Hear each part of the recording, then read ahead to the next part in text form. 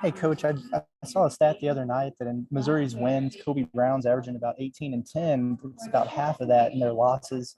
You guys obviously did a really good job on them in the first game. Just curious what you need to do to have similar success on Tuesday.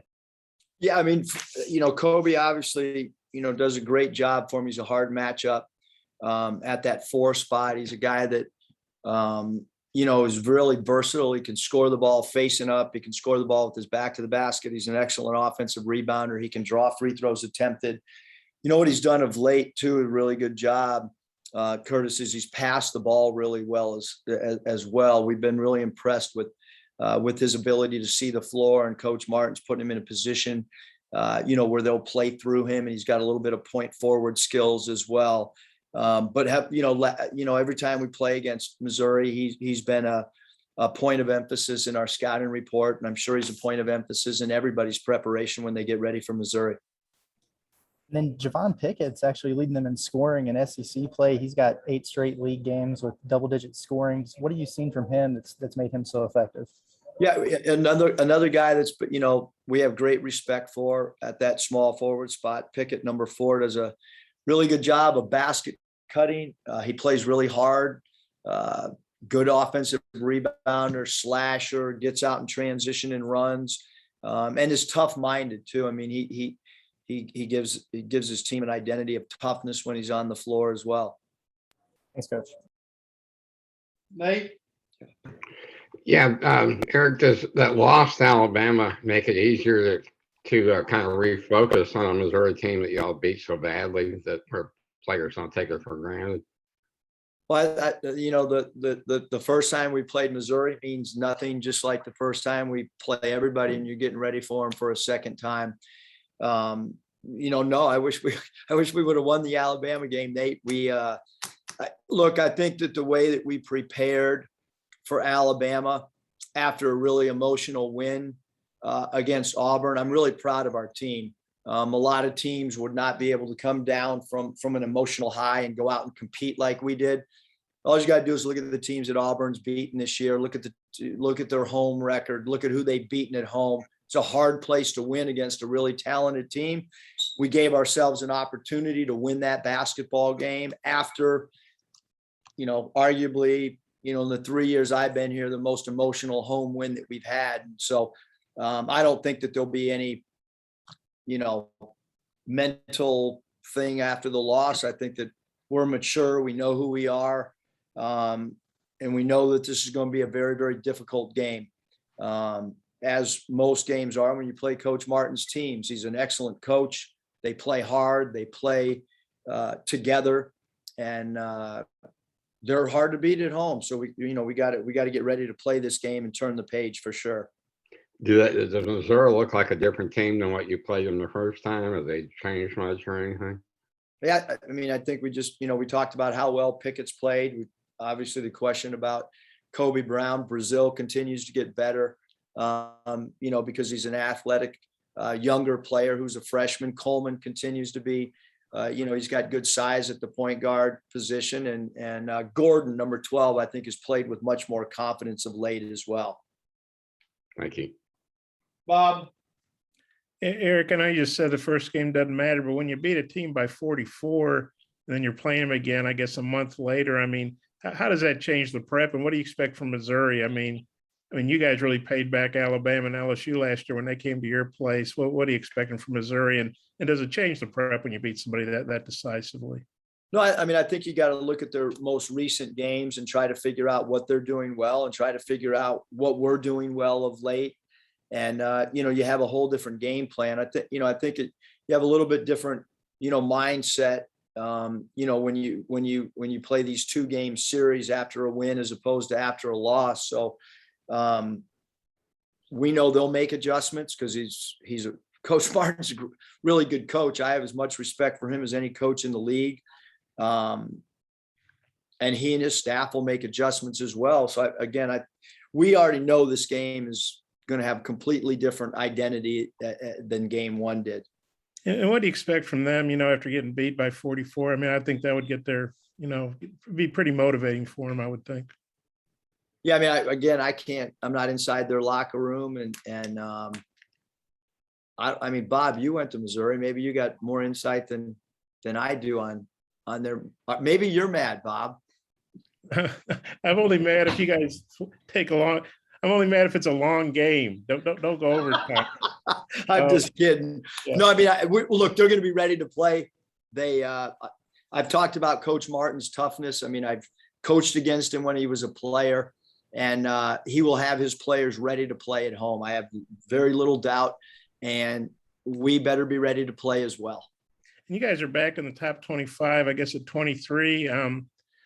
A lot of teams that were in the preseason poll and dropped out. They haven't made it back. Teams like Michigan and Memphis, Oregon, name a lot of them. Well, what do you think about being ranked, and especially when you went through a rough patch, now you're ranked again?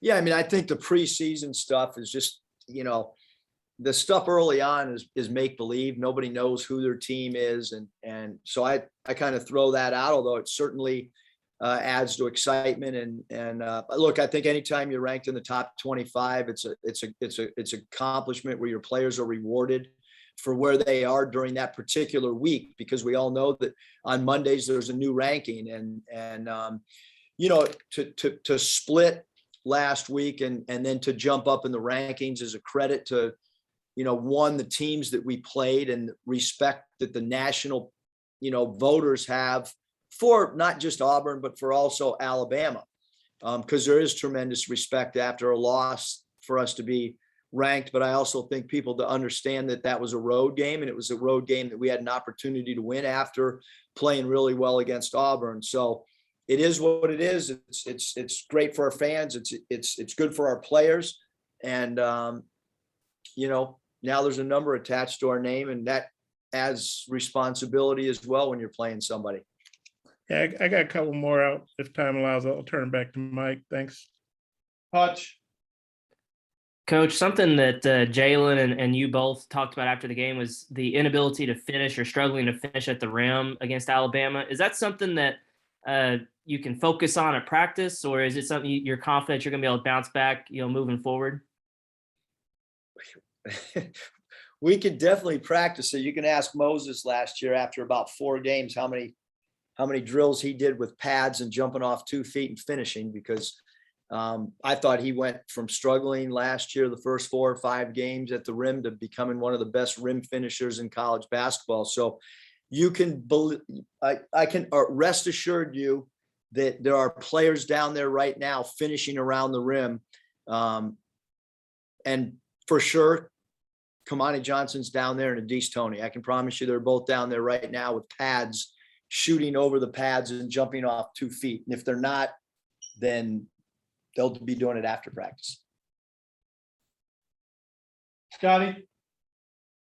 Yeah, Eric, when you guys went to Ole Miss a few weeks back, Stan didn't score. And I think he missed all 4 of his shots. But the last 2 times you guys have played away from home, he's been really solid and shot it pretty well. Do you think that game maybe refocused him a little bit in terms of like, this is maybe the mentality I've got to have when we're playing on the road? Yeah, I mean, I think he's, no different than a quarterback that gets in a groove, a baseball hitter that, right now I think he's offensively playing with confidence. I think his teammates are looking to get him shots. His stats offensively are good in league play. It's not often that a player can have, play better in league play than non-conference play. But I certainly think Stan, as the season has progressed, has become more and more comfortable on both sides of the ball for us. And just what have you thought about his perimeter shooting and just how big that's been kind of as a compliment to JD's perimeter shooting? Yeah, I mean, obviously, but when both those guys are making threes, we're a different team. It opens up the floor, hopefully, for us to be able to finish at the rim. Although that was not the case the last game. But yeah, I mean, he's shooting the ball well. He spaces the floor out so much because he plays that 3-4 spot. And when it's not just a point guard or an off guard that's knocking down threes. And he's also a guy that's really helped us in the mid post and in mid range, 15 feet. He's a hard cover for sure. Anthony. Hey, Eric, you mentioned Trevin Brazil earlier on. I was just kind of wondering what you've kind of seen in your scouting of him and just kind of where you think he's grown over the season since you guys last played. Yeah, I mean, I think he just, he's no different than, a lot of younger big guys that keep getting better. I mean, I think if you look at last year, like our team with Jalen, Williams's growth, I thought he kept getting better and better. And obviously, Brazil, he's shooting the ball at close to 60% from the field. He's made 7 threes, so he's proven the ability, and he's shooting at a fairly good clip from 3 as well, although not a high volume. Good offensive rebounder. Obviously, his shot blocking ability and his ability to cover different positions. He's a guy that can switch out on a guard. He's got great versatility. He's got a bright future for sure. Bob, follow up. Eric, JD, I know he played pretty well in the second half with foul trouble, only got one more, I guess, but I think for the last 10, he's only played, 27 minutes, which is a lot for some people, but I know you'd like to play him more than that. What are you seeing from him getting in foul trouble? I know you don't want to take his aggressiveness away, but is there something you can do to where he doesn't get in foul trouble, especially in the first half? Yeah, I mean, a lot of them are self-inflicted. It's not like it's not like the other team's dribble driving him, and that his fouls happen, sometimes at half court. But that's what happens when you have a player that's one of the top steal guys in the league, Bob. I mean, I think that, whether it's a high steal player in the NBA or a high steal player collegiately, sometimes that aggressiveness, we don't want to take the aggressiveness away, but he did defend the entire day yesterday with a towel. I can't raise my arm, but he had a towel over his head, held it with both hands, to try to play without reaching. I don't know if that'll help or not, but we got to keep trying to come up with some creative drills to get better, whether it's finishing at the rim or defending without fouling, all those things. Like, that's our job, is to try to simulate things to try to help him. Deesh, he's been such a good shooter percentage-wise. Obviously, that was very uncharacteristic the other day. How do you feel like he'll bounce back from that 1 of 11 game?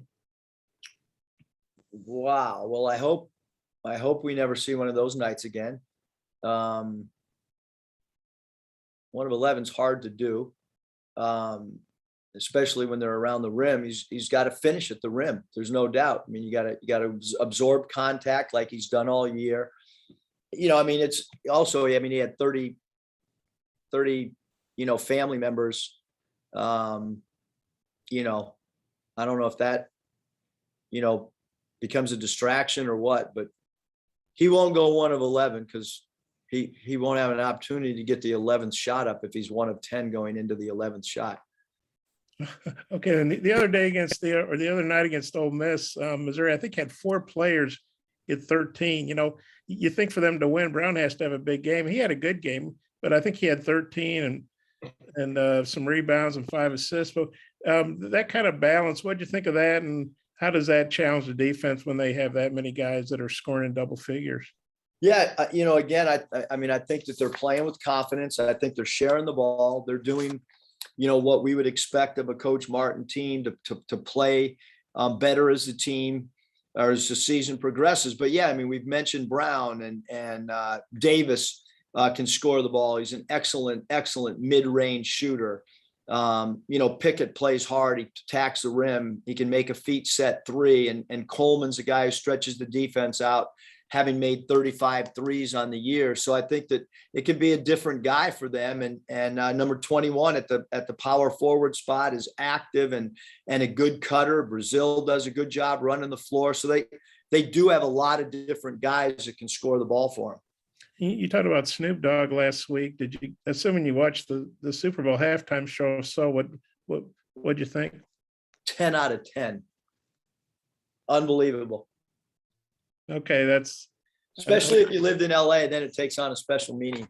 Yeah, and can you believe Snoop Dogg was here like, I don't know how many weeks ago that was. He was at that Raising Cane's drive-through window and stuff. Then you see him on the Super Bowl. I mean, it's kind of nuts. Yeah, he was at Raising Cane. He was at JJ's Live, and I'm sitting back there talking to him about the UCLA Arkansas battle many years ago, and wow, he's on the Super Bowl. Pretty cool stuff.